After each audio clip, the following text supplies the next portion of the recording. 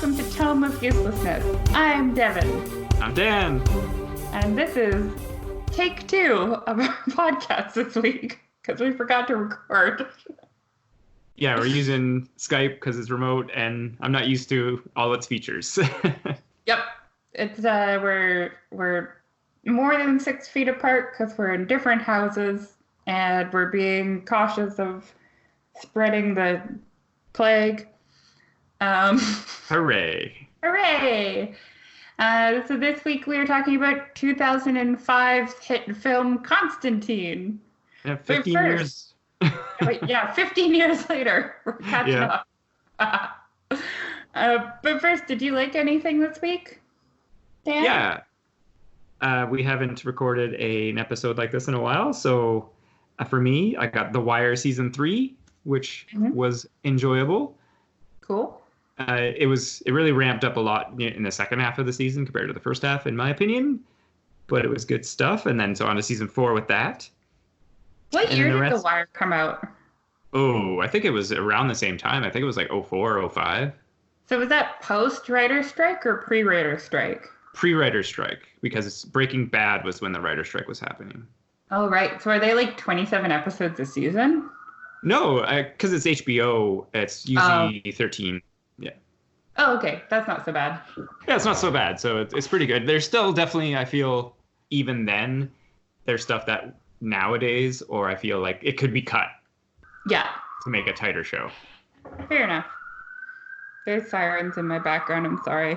That's all right. That's why I was waiting to talk. Common occurrence. The world is burning. Yeah.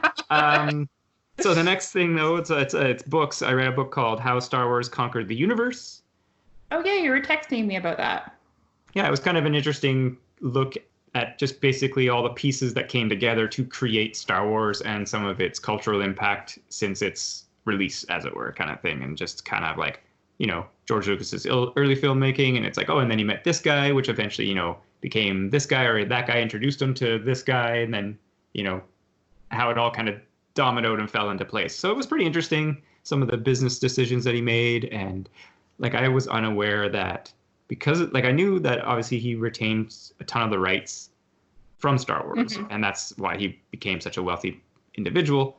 But I didn't know as well that like he self-funded Empire Strikes Back and essentially Return of the Jedi because really, yeah, like he wanted to do it that way because after the first one, he was like, okay, look, if I do this and it works, I'm set, kind of thing. And then like he just went outside the whole system, and Fox, like he basically like strong-armed them into like distributing the movie because he was like, you can get a cut of the money or none of the money, and they were like, all right, we'll do it. Right. Nice.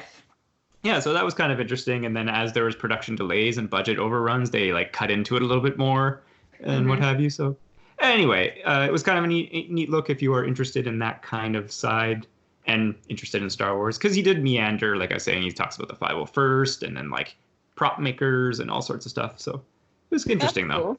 Yeah. And the next thing was Zoe's Tale, which was from that Old Man's War sci-fi series that I've been reading. Oh, and yeah. It was basically Zoe is the daughter of the two main characters from a previous book, and then it's like the same story, but her perspective. Okay, cool. Yeah, it was kind of interesting, and just some of the things, because so they add some events that, like she went off and did this, and because there was a part in the book where that did happen, so that's what I was really interested in, and I was hoping to expand on that a little bit more, so did a little bit, but it was pretty interesting. Cool. And then I just finished one the other day called Salvation, and this was by Peter F. Hamilton. I have not heard of this guy, but it turns out he's written like a ton of sci-fi books. But, there's so many that it's hard to know sometimes. And this one was pretty cool. It's his newer series, I guess. And it has like, basically there's like 2 prime timeline narratives going on, where there's like the current one and then a super far flung future one.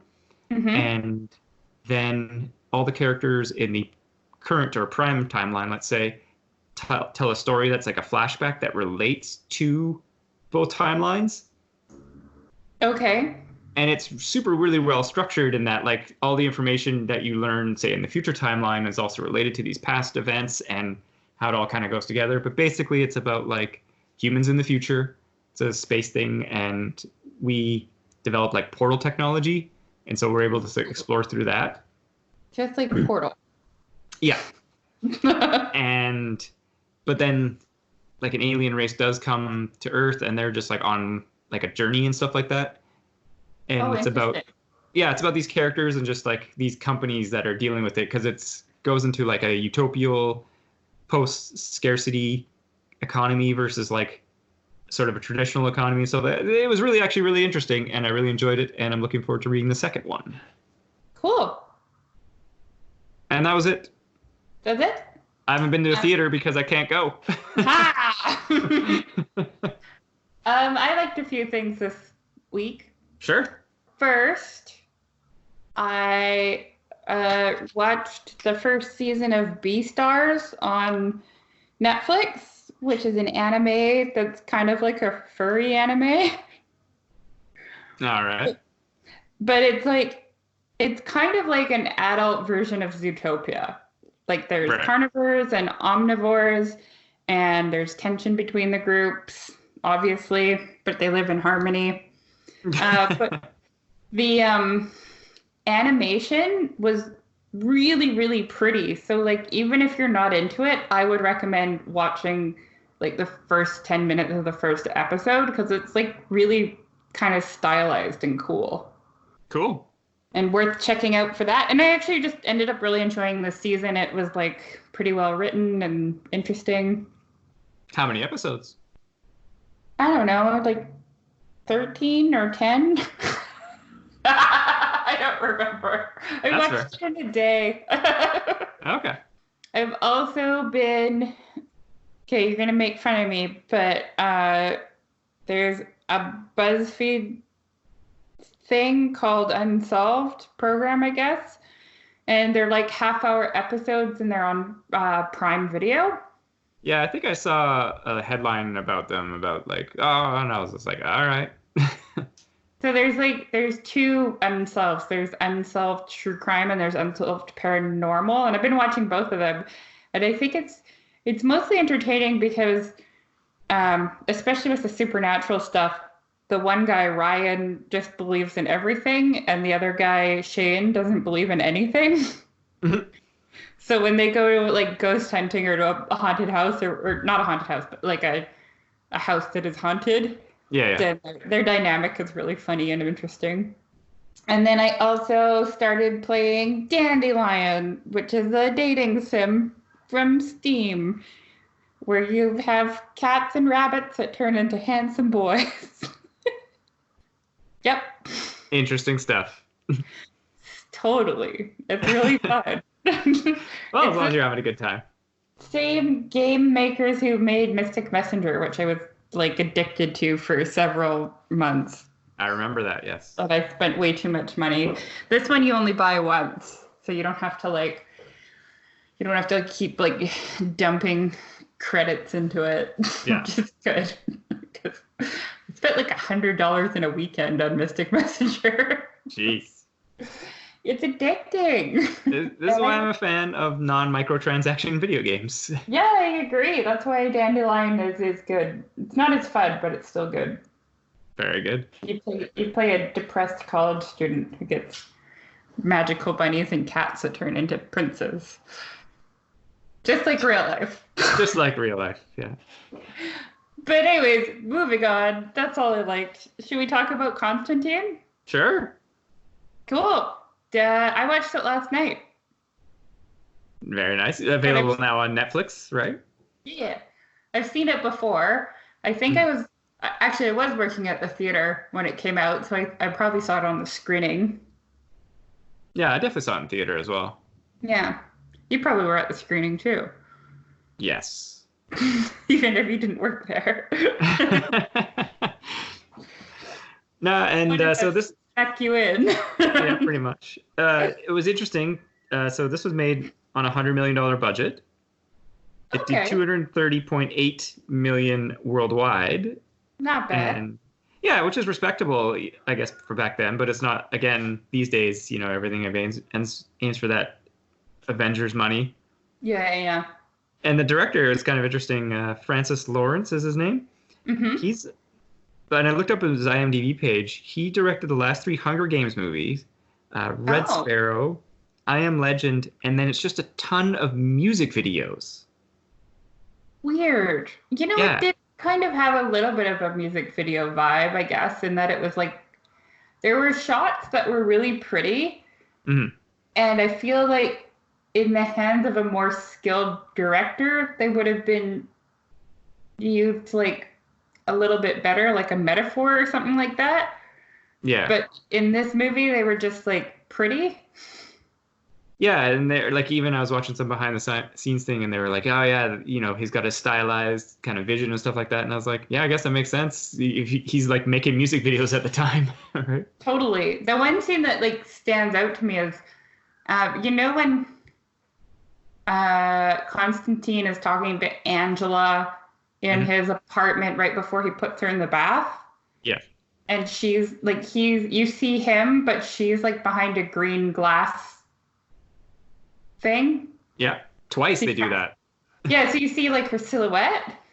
Yeah. Actually, that's like a scene in particular that looks really cool, but I feel like if it was done by a different director, it would have like had a meaning behind it aside from just looking cool. Do you know what I mean? Absolutely, because when I was watching that and that was happening, I was like, is there a deeper meaning I should be feeling about this glass situation? Yeah, right?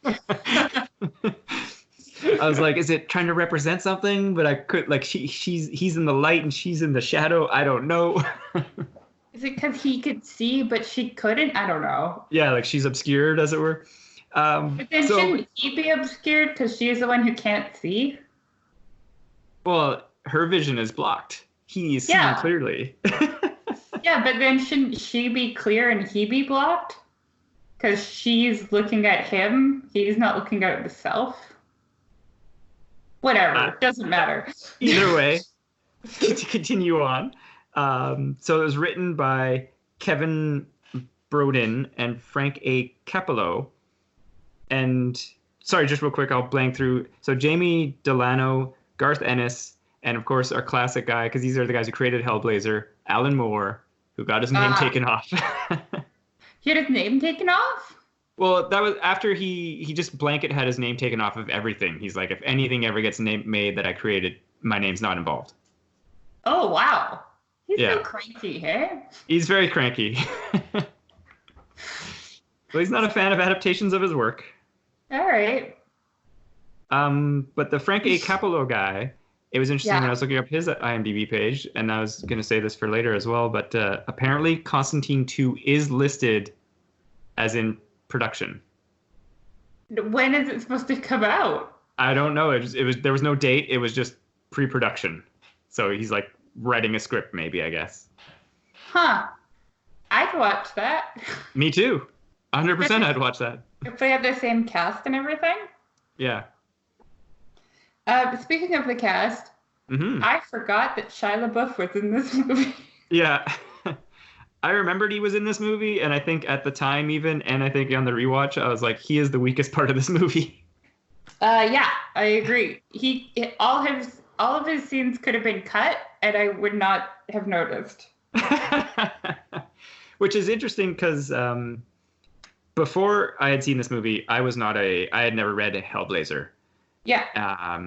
And even afterwards, I didn't really, like a few years ago, maybe like a decade now, I don't know. Well, less than that. But I read all of Hellblazer, or at least like 300 issues of it or something like that. Yeah, I remember. And it's amazing. I still read it, yeah.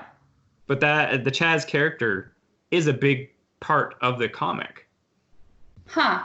And so at the time, of course, I was never one of those people that it's like, oh, it's not the same. But I was like, on the rewatch now that I know, I'm like, why did they decide to do this? Because the Chaz character is he's like a 35-year-old man, and he has like a wife and drives a cab. Because it takes place in London, so him being a London cabbie is like a thing, right? Yeah. Well, England, sorry. Yeah. So yeah, it was weird that they aged him down and made him Shia LaBeouf. I guess Shia LaBeouf was coming hot off of Holes. Yeah, he was like, Next Rising Star is getting ready to do Transformers 1. yeah. So maybe they just wanted star power. Something. Yeah, it's interesting because like at the time, and this happens in Hollywood movies all the time. There's like the next like it person, and they just get cast in a bunch of stuff because everyone's like they're hot. Oh, totally, yeah. And like Keanu Reeves is hot right now, but I don't think he was at his peak in 2005. No, well, this was just after they met to make this movie the day after he got back from finishing the last Matrix movies. Oh. So he was like finished He making was, the Matrix, and then they were like, "Hey, do you want to do this?" so he was kind of hot. Oh yeah. Huh. And that's what's kind of funny to me, especially for in the final action scene, because he's doing all of like this gun fu with the shotgun. Yeah. And I was like, even at the time, I was just like, this is kind of crossing into your Matrix stuff, right? Oh, totally. Yeah. Yeah. Do you know who this standout for me in the whole movie is, though? Tilda Swinton. Yeah. She's so good. I remember watching it and like not being sure if she was like a man or a woman. Mm-hmm. Well, and that was why they cast her, right? Yeah, and it works so well for like an angel too, Yeah. right? Like this kind of non-binary angel is, I don't know, she's so cool in it. Yeah, absolutely. And it's interesting in the behind the scenes, they always wanted to get Tilda Swinton, but they weren't sure if they were going to be able to because she was more like indie actress and stuff like that. And they were like, she might not do it, right? Yeah. But yeah, she's awesome in it. I also really like who they got to play Satan or Lucifer. Yeah, Peter Stormare. Yeah, he is so good because he's not expected, I guess, to play that part. Yeah, and even with the design, initially they wanted to do like a classic thing where it was like, he's got leather and tattoos and blah, blah, blah. And then Peter Stormare came up with this look for Satan. And I think it's actually really good. So much better than doing something typical. Like just the fact that he's just like a white guy in a white suit. Yeah. It's cool. I like it. With dripping tar feet, and it's like making acid sounds every time he steps and stuff like that. Oh, yeah. And his snarling, like his weird like pig snarl that he does. Really cool. It's really good. And then, of course, sorry.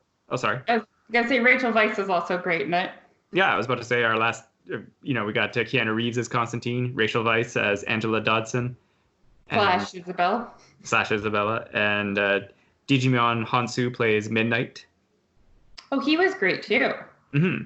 Like I said, I think the whole cast and everything is really good, except for Shia LaBeouf. Shia LaBeouf. And even the Gavin Rossdale, it works. I didn't mind him. Yeah, he's okay. Yeah. The only part that I don't like about Gavin Rossdale is there's a part where he licks his fingers and says finger licking good. Yeah. And he just puts his like whole fucking hand in his mouth, and I'm like, nobody licks their fingers that way. Maybe. Why didn't anyone take him out for ribs to teach him how to lick his fingers? He's like British or something, isn't he? Maybe maybe that's how they do it over there. Like British people, when they're eating food and they have sauce in their fingers, they just shove their whole fucking hand in their mouth. Yep. All right. Okay, so I have a question for you since you've read Hellblazer, but yes. Hellblazer, sorry. That's if you were going to recast Shia LaBeouf, who would you pick? Well, like I said, in the comic and stuff like that, he's more of like an older actor or older character. And he's like, just a cabbie kind of guy. Who would you pick, Dan? Who would you pick? I don't know. I'll have to think on that one. Because I'm trying to think of are you talking about at the time or talking now? You have open choice. Anyone you want, living or dead. Hugh Grant. No. Yeah, I don't know. No one's really springing to mind to me because you don't want a leading man type because that's Constantine. Right. But you want a good secondary actor to play off of and stuff like that, right? So. Fair. I don't know. All right, think on it. I'll think on it. Yes. Okay. So I guess the basic plot here. Mm-hmm. Well, so we got Constantine, and he is our, demon slayer slash exorcist guy, and he's trying to basically buy his way into heaven because he committed suicide when he was younger, But which he is was different from the revived. comic. Yes. Oh, it's Yeah, from the comic? Sorry, I talked over you. that's okay. It's different than the comic. Oh, what happens in the comic? So in the comic, he's going to hell because he basically I'm probably going to butcher it. It's like he was performing a rite, and then he ended up sacrificing a child. Oh, I mean, that's so funny. No, yeah. Well, the Constantine character is not a nice guy, right? Yeah, And that's why he was on DC's Vertigo line. Essentially, he was an adult comic. right. That's And like Witchblade was Cow. What was it called? Dark Cow? Black Cow? I don't know. What was it called? Brown Cow? A big cow. Oh no, Are you it's thinking? gonna fall. Huh? Are you thinking Dark Horse? No, wait, maybe. What? No, there's one with a cow in it, isn't there? I don't know. I'm Googling this. Anyways, keep talking. So yeah, it was weird to me that they changed that. I guess because that's too dark, really, for a movie in Hollywood. And also Yeah. the John Constantine character, because he's, like I said, it's British. It takes place in England. I mean, it was made by Alan Moore, and the original script did have him being British, and he tried shopping that around, and he didn't get a lot of interest until he changed it to like an American from LA, and then boom, the script got immediately kind of like, let's go. Top Cow. Top cow. Top Cow with Witchblade. It was it was like Vertigo kind of. Right. Sorry. That's okay. So we got our guy Constantine. He's trying to buy his Yeah. way back into heaven. Because he botched a suicide when he was a kid because he heard voices. Yes. Or saw demons. Yeah. Saw demons. Yeah. And then at the same time, someone in Argentina, South America, finds the Spear of Destiny. Which is the spear that killed Jesus. Yeah. It's also the same prop from Hellboy. Hilarious. Oh, like the same physical prop? It's the same physical prop. Yeah. Which is actually why they... Oh, sorry. I would say, did they like run out of money or? Oh, I don't know. Or just like they're like, hey, we want to use the spear, and then it was just like, oh, we got one. We don't have to make another one. Save money. Fair. But I would say that's why they called the movie Constantine and not Hellblazer, because it came out around the same time as Hellboy. Oh, that makes sense. Yeah. So anyway, Okay. guy finds the spear, it possesses him, and he starts moving his way north for some unknown reason. Because he wants to. Because he wants to, yeah.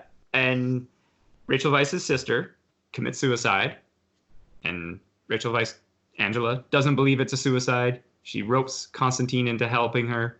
And then Wait, there's an important thing. Her sister's in a psych ward, and she jumps off the building. She jumped off the roof of the building. Yes. So Angela is a cop, and everyone says she committed suicide, which would make sense because of where she is. Yeah. And the fact that they have, like, surveillance footage. But Angela doesn't believe it. Yeah. So she gets Constantine involved, and then bing, bang, boom. Turns out there's an elaborate plot to get Menoth, son of the devil, onto Earth so he can reign and cause hell on Earth. And Yeah. Constantine's got to stop it. Yeah. So here's my main problem. Is that All right. Hit me. it would have been great, and I think just because this was written at the time, it would have been nice if the plot was not a world-ending plot. Yeah, but that's what was popular. Exactly. That's what I'm saying. It's popular. Yeah. Because again, there's so much of this comic material, and I think I've mentioned this about a lot of books or comic book movies, which is one of the things that early Marvel movies did correctly in a sense, is that there's not a world-ending plot all the time, right? Yeah. It's like the investigation into Isabella's suicide, and didn't need to bring in this whole Spear of Destiny thing, and it could have been a neat story that way. Oh yeah, I agree. Yeah. And didn't they try to make a TV show of this? Yes. A few But it years got ago. canceled. Yeah. They did make the Hellblazer character because I think he showed up in, you know, Flash or Arrow or something like that. And then it was like people were like really responded. So they're like, let's make it his own show. But it doesn't work in like a CWB type universe. No, it would need to be like HBO Yeah. Or like a or Netflix thing. or Netflix or something. Because I would totally watch a Hellblazer show where it's just like an exorcism of the week with maybe an overarching plot in the last 3 episodes. Yeah. Absolutely. Just watching him go like chat up with Midnight and like I don't know. I'd totally watch that. Well, and this is something that, like, again, when you read it in the comic books, you know, there's like, aside from the occasional one shot, there is like overarching plots and, you know, story arcs, right? Like that's Yeah. regular in comic books and stuff like that. And in the Hellblazer ones, there's tons of them, and they're all, not all of them involve world-ending stuff, but they're all a lot quite interesting. Yeah, I would totally watch that. Hmm. Any other qualms with the movie? No, I think like obviously the Shia LaBeouf, we talked about that, but Yeah, I really feel like it would have been a better film if he was just eliminated. Well, here's the thing. He adds nothing, for starters, hmm but he kind of detracts from it a bit because, like, we get that Constantine's like a lone wolf kind of character, so like helping Isabel, like he's kind of doing it for his own good. Like he's doing it for selfish reasons, kind yeah, of. So then when he sacrifices himself at the end, it's like impactful yeah. because he changed and learned and grew as a character. And I feel like if he didn't have like having Shia LaBeouf means that he has someone, and it would have been a little bit better if he just had no one. Yeah, like because like Beeman and Hennessy are just like, you know, he interacts with them and they help him out, but he kind of like still is standoffish from them. They're like work colleagues, right? Like, yeah. So I don't know. Yeah. And I do like that a lot of people he knows just dies in the movie. You know, like that the priest from the beginning. Yeah. That's a cool death scene with when he's like wants to drink and he can't drink anything and then he drowns in all the alcohol. Yeah. That's cool. But like I like when characters are just disposable when they die. Because Right. sometimes you need that for stakes. Well, yeah. Yeah. It shows the stakes are involved and what have you. Yeah. Oh, I did have one other qualm. Sorry. Yeah, go for it. The the bug demon that attacks him on the street. Yeah, that's out of nowhere kind of, isn't it? Very much so. I mean, I guess it's to like give him a reason to go talk to Midnight. Yeah. Because the first time he talks to Midnight and wants to use the chair, he's using that because like a full-fledged demon attacked him and the soldier demon was in the little girl Yeah. as the excuse. Yeah, but it's just like even at the time and even on this rewatch where it's just like because he talks to, this is after he talks to Gabriel and stuff like that, and then he's just like in the street and then it just attacks him out of nowhere, and I'm just like, yeah, there was no build up to the attack or no like, there was nothing. It's out of nowhere. Yeah, like if he thought he was being followed or something. Yeah, exactly. Yeah. Right?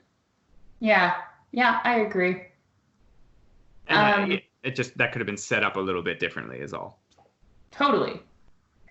But speaking of Midnight and the chair, I really like the idea of like magical artifacts being magical because of like what they were used. Like the chair is an electric chair that was in Sing Sing and 200 people had died in it, and that's why it has power. And I'm like, that's a really cool idea. I like that.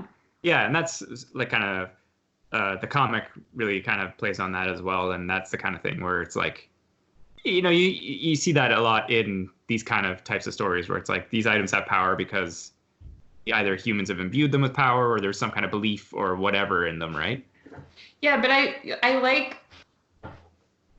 in stuff when it's like stuff has magical powers, not just because we say so, but because of like, oh yeah, a lot of people died in this, so that gives it power, or you know what I mean? Like, Yeah. yeah, I find that more interesting than like I have a magical amulet that's magical because it's an amulet.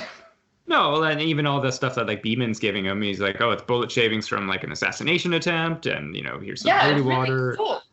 Yeah. I like it. It's neat. Yeah.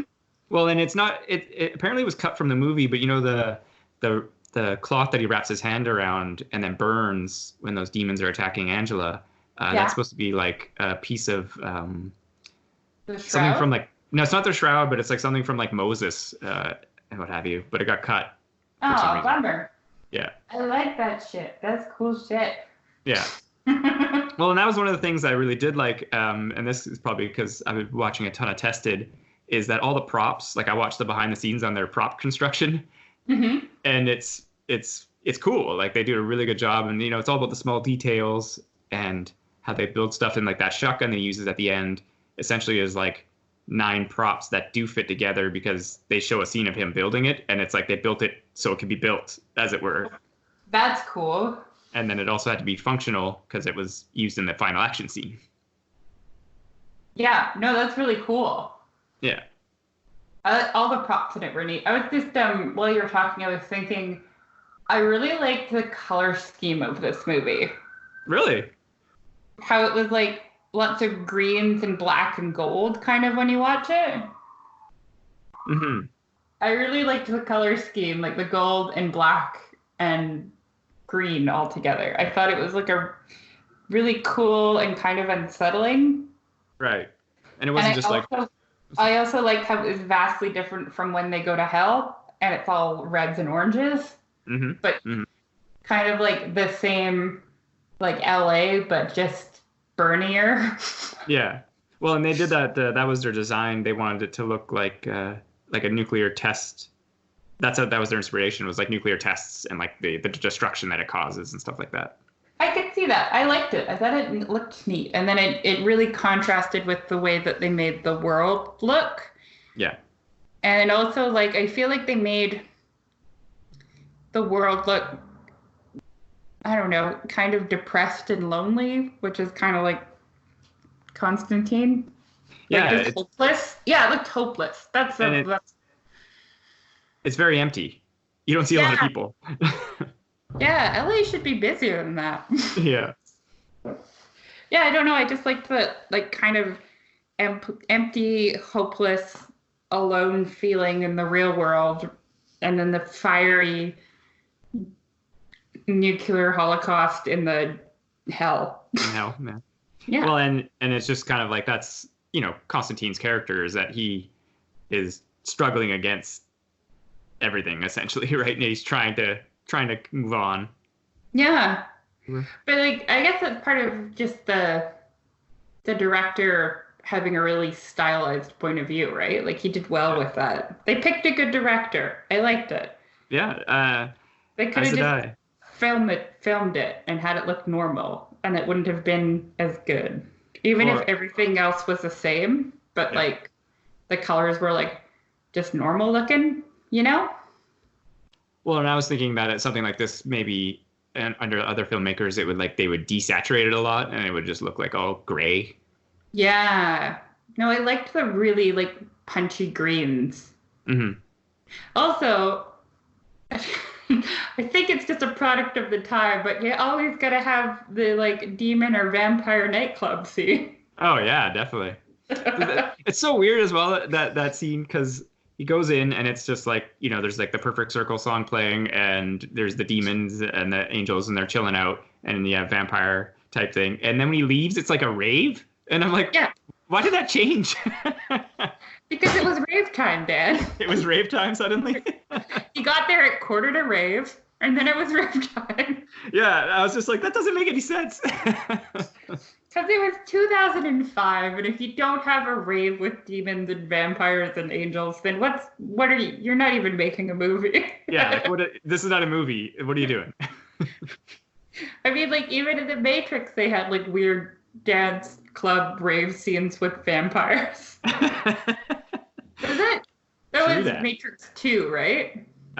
Matrix 2 had the big rave scene.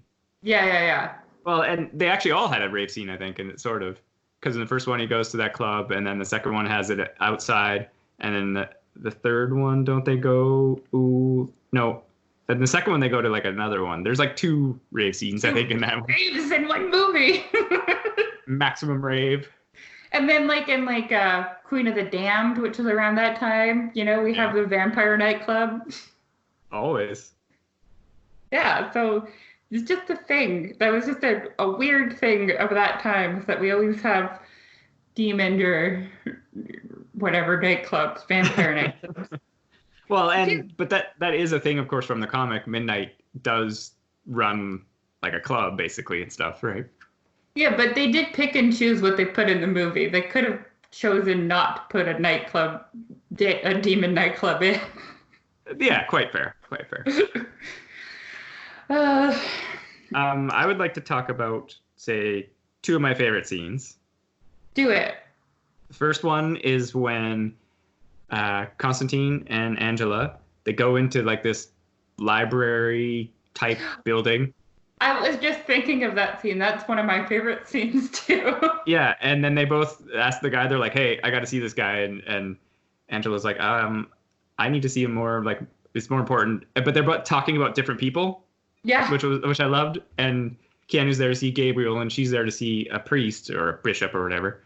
And, because she's like, oh, I want a Catholic funeral from my sister. And then he's like, no, she killed herself. And then Keanu and Gabriel, the whole interaction is amazing. This is a Tilda Swinton introduction. Oh, yeah. Tilda Swinton in that suit with that hair is so cool looking. Yeah. And basically, my favorite part was when he says something, I can't remember exactly what the line is, but he's just like, oh, blah, blah, blah, you got to have faith or whatever. And she's like, no, and that's the problem. And I was just like, that's so true.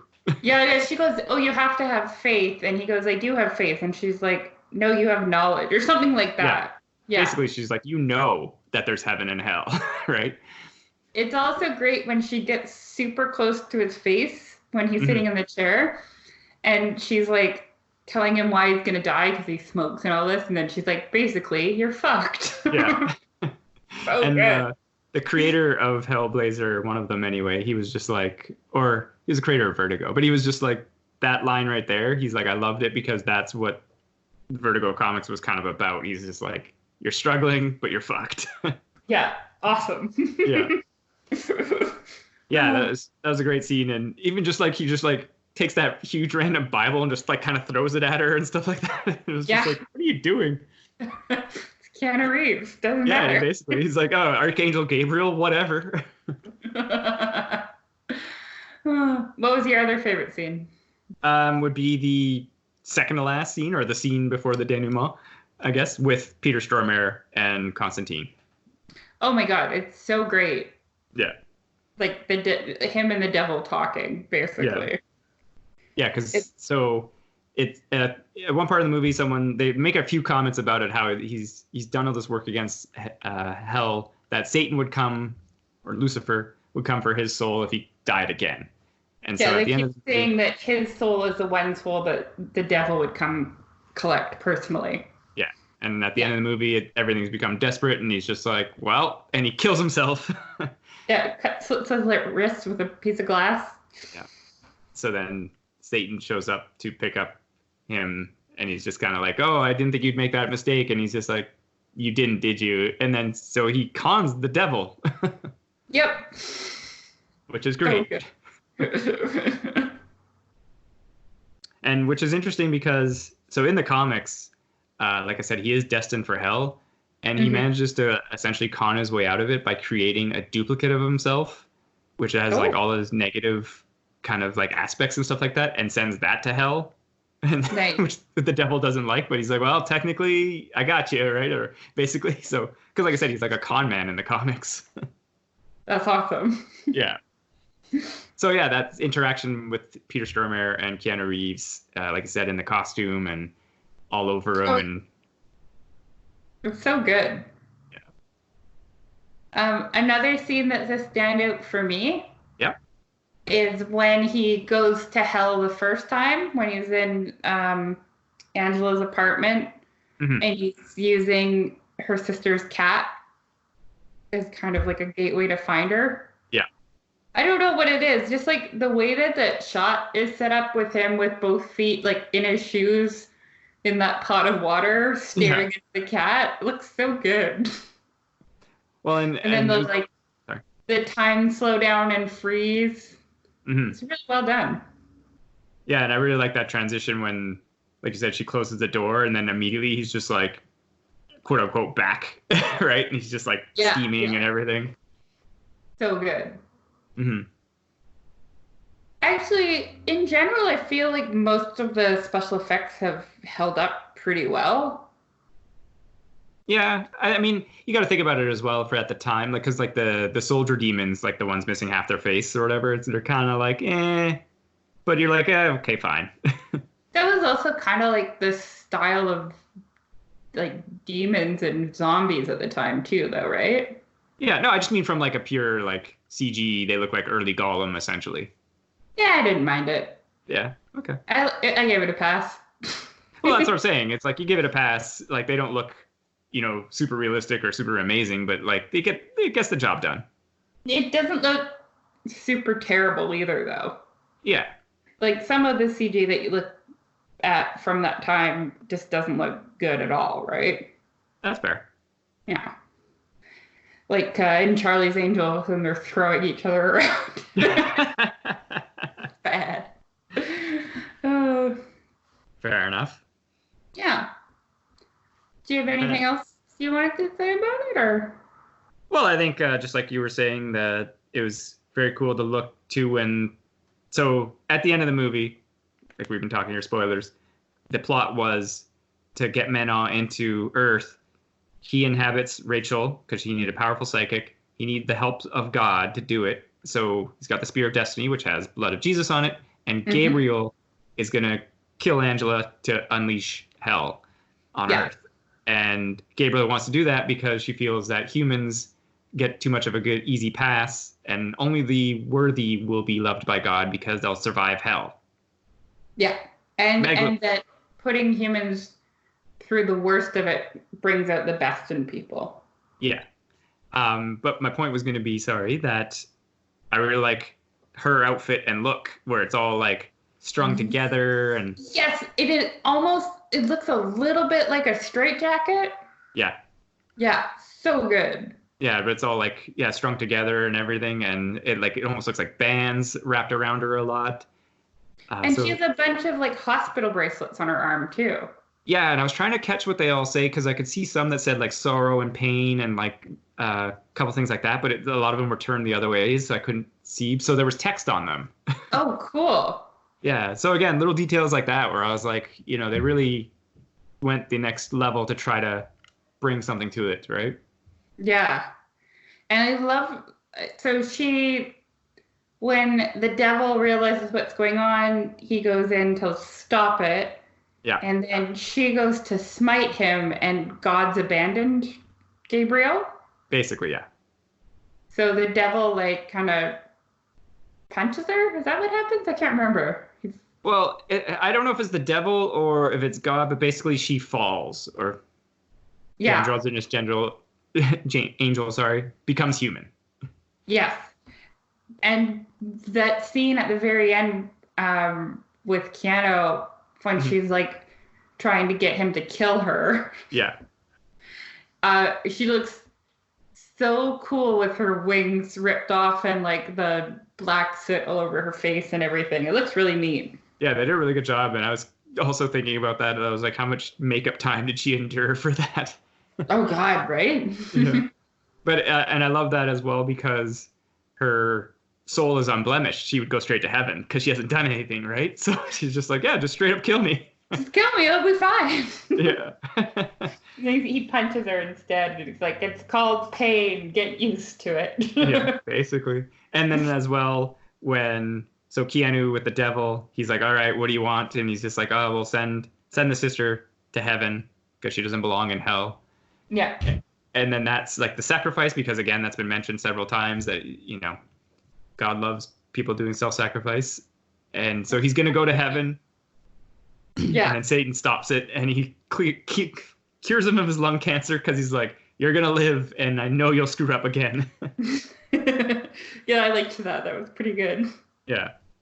I had a question. Why did Isabel kill herself in the first place?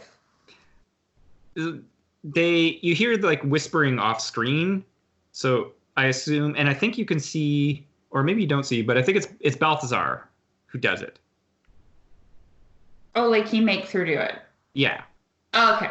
Yeah, because like you hear whispers and stuff like that, and I think you hear those same whispers like at other points in the movie when it's like Balthazar's influence and stuff like that. So he killed her to draw out Rachel, essentially.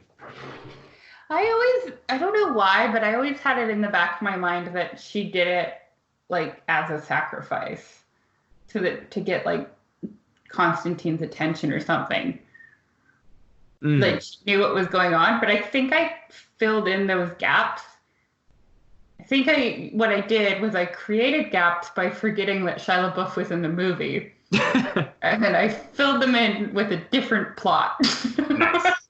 Yeah. Well, like and it's weird. Crazy person. Yeah. Well, and it's interesting too because when like Rachel or Angela, sorry, is watching the security footage, and she says Constantine once and not again. So yeah. it was just kind of like, again, was that Balthazar or Gabriel's influence to get her to get Constantine involved to draw out her psychic powers? Oh, Unexplained. Yeah. Well, I think maybe that's why I thought that Isabel like had, I don't know, and then also like the window writing thing with the verse that's only in the Satanic Bible. Right. Like maybe like she had known what was going on. But again, Right, like, I think that's mostly coming from my head, not directly from supported by anything that happens in the movie. yeah, it could be maybe like that they wanted to try to use her for the sacrifice instead of Angela. And yeah, and then does. I think that's what I thought. I think that's what I thought. Yeah. Yeah, that's quite possible. Yeah, like you said, that she kind of saw it coming and was like, if I'm dead, they can't use me for this purpose or whatever, right? Yeah. Yeah, it's also possible. Who knows? Who knows, indeed. Unfortunately, we don't know. I would watch a sequel, though, if they made a sequel. Yeah, I was, like I said, when I was looking through his page and I saw that, I was like, oh, I would totally watch Keanu Reeves as Constantine. And if they wanted to bring Rachel Weisz back for whatever reason, I would totally watch a sequel as well. Especially this, like, post-John Wick Keanu Reeves. Yeah. You know, it could be cool. They could be, like, out of contact or something, and she's still, like, a detective, but now she's, like, a paranormal detective. I don't know.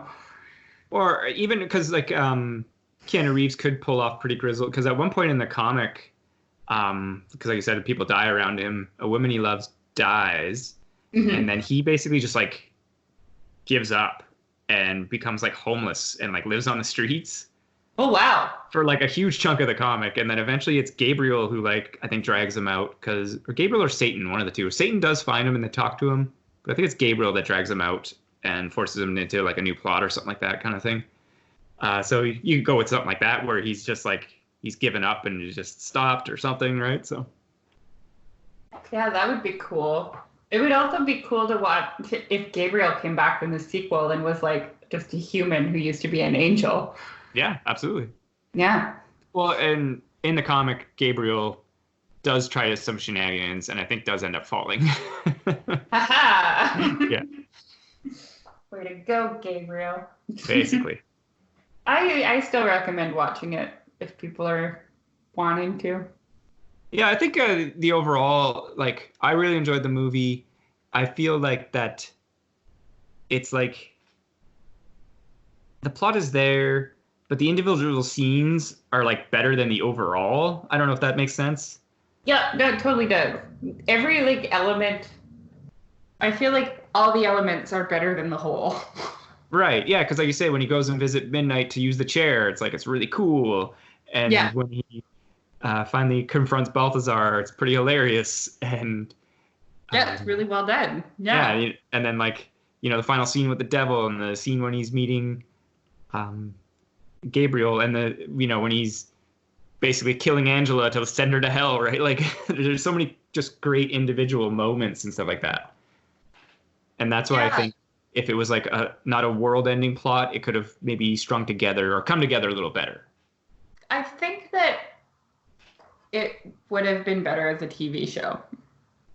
Well, Like a sure. Netflix show. That's what I think ultimately. Because yeah, like you said, the scenes are better, like all the elements are better than the entire movie. Right. I would love to go back to that library where Gabriel was, right? Like, Yeah. or go back to Midnight's weird, like, curiosity room. Yeah, that was great. When, like again, when you see a room like that, and again, you just think about all the prop people that have to fill it with stuff. Like any Beeman's area too, where it's like a Oh, yeah. war. So cool with all the little jars hanging from the ceiling and everything. Yeah. Yeah. If only it had been Well, a Netflix show. and again, at the time, that was not, the style. It wasn't. TV shows weren't in the golden age as we are now, right? No, what was on TV in 2005? The Wire. No, but like on normal TV. Yeah, I don't know. Was Smallville still going? I want to say yes. Yeah, there we go. Because it went Would for have like been 50 Smallville. years. Yeah, exactly. Well, exactly, right? Like there was no adult comic book Netflix shows and stuff like that, and HBO and Prime weren't around, so Yeah. it just wasn't the thing. But I think nowadays, 100%, it would probably be really good as, like you said, that kind of a streaming show. If they could get the same cast minus Shia LaBeouf and do like a limited like 10 episode story arc on Netflix, I would watch it the shit out of it. Yeah, it surprises me that they haven't tried to do that on because they have the DC streaming service, right? Like, so, Yeah. like, and that's where Titans is, and then they did that Swamp Thing, but they unfortunately canceled. So it's like, yeah, it's weird that they haven't thought of that, and aside from instead of doing another movie, or maybe do both, right? Listen to me, Netflix executives who are clearly big fans of the show. Do it. Well, it's like I said, you could do both, right? Like nowadays, people understand like comic book continuity, right? And it's like if you had your Constantine sequel with Keanu Reeves and whoever, it's cool, and then you have your Hellblazer show on your DC streaming service, people would know that they're not connected. Like you have a different guy playing Constantine and stuff. It's like that's fine, right? So who would you get to play Constantine? Because I know he's supposed to be like blonde and grizzled, right? Well, like initially he was drawn to kind of look like a young Sting. Oh. Yeah, basically that's what he looks like. He's like a younger, kind of almost like Sting kind of esque look. Because he's from more of a rough and tumble area of Britain, like a more worker class, not like a London type. So who would you get to play him? I have no idea. Come on, Dan. Oh, you know who would be good? I can't remember his name. But he was on Downton Abbey, and he was Legion and Legion. Like the TV show Legion? Yeah, yeah. I haven't seen it. He was also played the Beast in the live-action Beauty and the Beast. Again, I've not seen that. Dan something. Anyways, he would be good. I'm looking it up. Here we go. Dan Stevens. Yeah. Oh yeah, okay. I could see What do you that. think? Yes? Yeah. No? Maybe? Yeah, no. Yeah? Yeah, I was gonna say He's that's the good guy from The actor. Guest. Yeah. And he's British. There you go.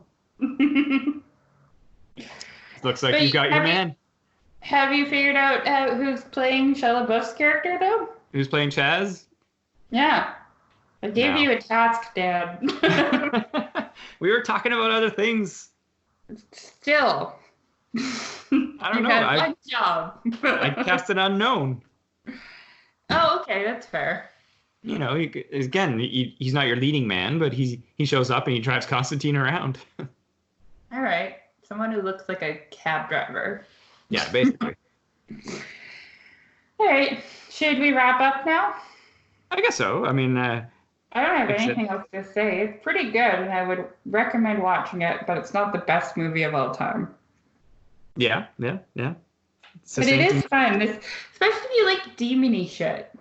Yeah. Well, and I'm a big fan of this kind of stuff as well. Like you say, Neil Gaiman and the world behind the world stuff. It's always my jam. So Yeah, I love occult stuff. I think yeah. it's fun. I think we need Yeah. more demons. My favorite thing, and I don't know if it's in Hellblazer's continuity. I know it's definitely in the Sandman slash, but basically it's like Lucifer, of course, is an angel that falls, but Satan is a different person. Oh, interesting. And I know that they do that in the Lucifer slash Sandman universe, but I can't remember if they do it in the Hellblazer one. So it's like, because yeah, Lucifer was an angel, but Satan was already there. So it's like he's even worse, right? So Ooh. I like that kind of. They play with that. Hey, I have a question. Yeah. Is Lucifer from Sandman what the show Lucifer is based off of? Yes. So in Sandman, they do a story arc where Lucifer leaves hell and he gives it to Dream. Oh. Yeah, and then so it's the same character, and then Lucifer becomes its own spin-off comic, Okay. which I've read, and it's really good. And then that's kind of what the show is loosely based off of, is that when Lucifer leaves hell. Did you watch the show? I watched most of season 1, and then I kind of stopped. Was it good? It was all right, but I guess it must be pretty good because it's still, like, it's in its 5th season, I think. So I was thinking of going back. Yeah, I was wondering if I should watch it during isolation. Right. Well, my coworker really enjoyed it a lot, and she's hyped about it. So, and like I said, I thought about going back as well. Maybe because I read the comic, and it brings in all sorts of occult and otherworldly stuff, and the show wasn't really going that direction. So Yeah, that's fair. that kind of turned me off. But again, because I had that, I've read it, itis, No. basically, right?